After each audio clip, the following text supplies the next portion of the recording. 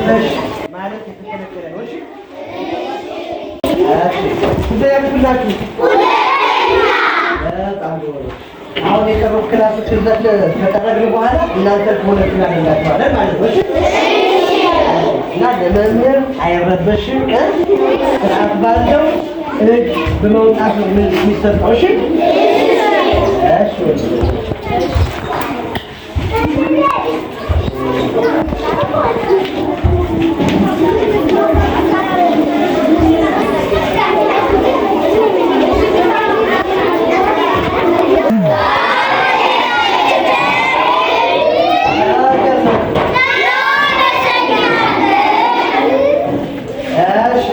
ስንተኛ ክፍል ናችሁ? ሶስተኛ።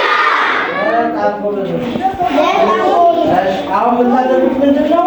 ያኛው ክላስ በደንብ ይሄ ውሻውን እስክንጠርገው ድረስ እንከፍላችሁ በስርዓት አድርጋችሁ ትማራላችሁ። እሺ በምህረት ጥያቄ ትጠይቃችሁ እጅ ወደ ላይ አውጥታችሁ ነው መናገር ያለባችሁ። ከዚህ አይባልም። እሺ እኛም ለጥፋነውና በስነስርዓት እንማራለን።